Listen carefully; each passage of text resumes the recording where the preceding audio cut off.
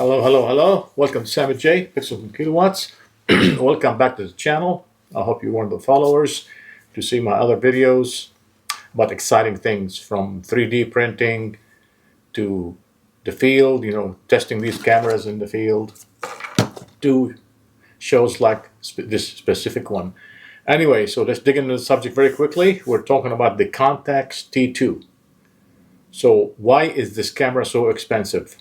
Join me in this session to understand how I ran into this situation, and we'll explain all about it.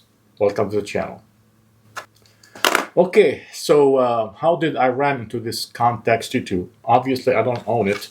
I own a Konica autofocus, a little $20 one. So while I was looking for this camera, I ran across Contax T2, and my Lord, I mean, the price, I just couldn't believe it. Maybe something wrong with my screen or computer, but it ranged from $300 for almost $400 for something that's untested to $1,000 or $900 plus to something that works. So I start digging into it, and this what this video about is to share some information with you and see what do you think. Is it worth it or it is not? Or maybe wait for the new one that's analog AF-1. Follow this channel to see this other video I made on the upcoming brand spanking new camera from Amsterdam, AF-1. It's called analog AF-1. Again, follow this channel to see that video. And I signed up for it for early adopters. Anyway, getting back to this, what this thing, this Contax. This brand doesn't even exist. It was made by Kyocera, I think, in the 90s, late 90s or early 90s, and it just doesn't exist. So it's something that you cannot get parts for. Frankly, it's a vintage, in my opinion, in my point of view. Anything over 10 years considered maybe vintage. What do you think? Is it 20 years or 30 years? What's considered vintage? Maybe we need to put this in Copilot. What is a vintage camera? Anyways, so the brand doesn't exist. There's a limited amount of cameras, and they're selling for thousands. Okay, it has a 2.8, 35 millimeter lens, Carl Zeiss, that's the top of the line. Still, it's what matters is the film. What matters, frankly, is this film. What's in it? You put a trashy film, I don't care what lens you have, you're going to get trashy pictures. Do you agree with me? Put the comments in the description there. But I think it's the lens and the film. But what makes it expensive is the titanium body. Frankly, yeah. That's anything titanium is even the brand new cameras like the Canon R5 and all that, and Nikon and Sony A1, all those cameras, they have titanium bodies, which makes them, number one, light, more durable, and sturdy. So let's go. I'm going to put it on the screen here. Let's go through some of the specs and history of this Contax T2. Well, it was released in 1991 by Kyocera, under the brand Contax. Again, there's T1, T2, I think there's T3 too. But here's some of the design features. It's like we said, Carl Zeiss sonar, T sonar. That's what's called T camera. It's a T sonar 38 millimeter f2.8 lens.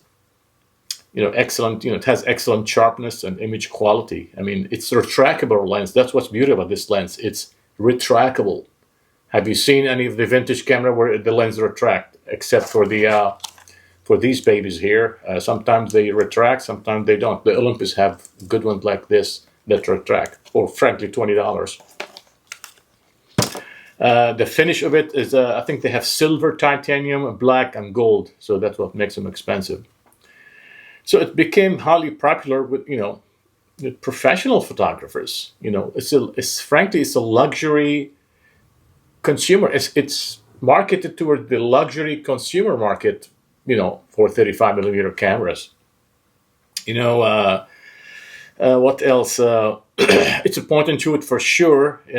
Several models there. in 2005, I think Sarah sold the camera business to Cosina, and then all Contax related activities, ceased. So in 2005, this brand doesn't exist. So it's not far, we're in 2025, so it's like 20 years. So this camera is over 20 years old and is selling for thousands of dollars. I just don't understand. Do you agree? Do you have one of these? If you have one of these, put some comments here and let us know, is it worth buying one of these, or just get this? Maybe somebody can loan me one, and I'll do comparison. I'm willing to do a comparison between something like this and the this Contax T2 camera.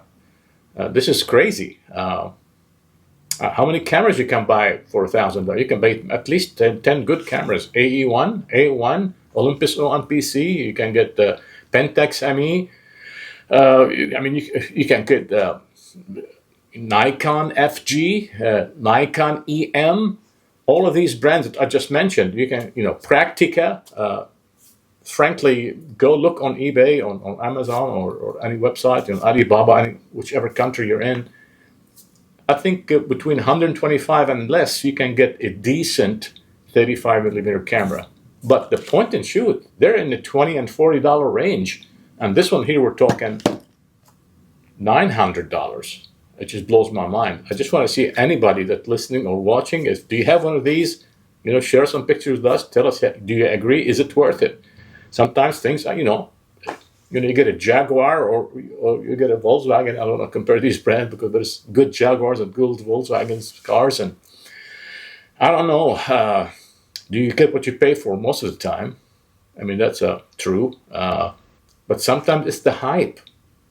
Frankly, it's the hype of the brand. Next, I think some of the hype also, some famous photographers and famous actors and even famous musicians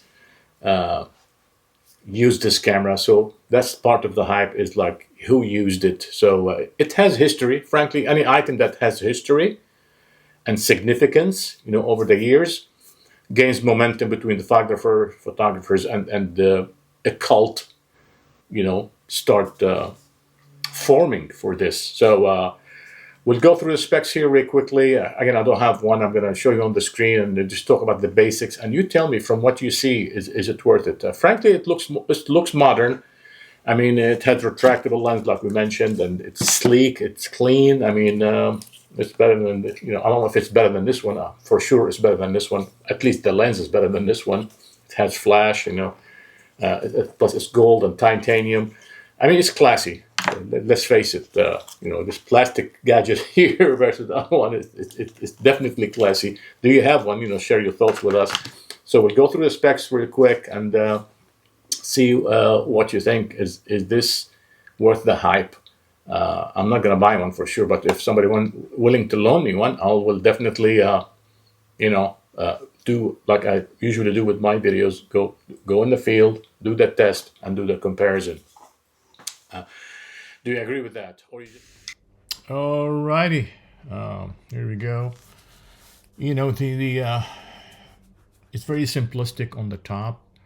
You got autofocus. You got the infinity. You got off-on switch. You got the timer switch on the right-hand side, and the shutter on top. And then on the left-hand side, you got explorer compensation. So it's very simple on top. On the bottom, you got the battery, and then you got the tripod mount, and as you can see, it's clean. It's clean. Again, titanium, which make this camera very expensive. Plus, you got a little window there. You see the film, the roll of film there. What kind of film is it? On the back, you got this data bank. I don't know if it comes with it or separate, but overall, it's very simplistic. It's aperture priority. You got the viewfinder there. It's very clear. Again, this camera is beyond simplistic. It's smooth. Here's the back of it. It can read. If you can look at where you put the film, it can read the film. It's called DX, so no issues there. So you don't have you have to put it on 200 or 400 ISO. So it's automatic, and pretty interesting. You load the film from the right hand side.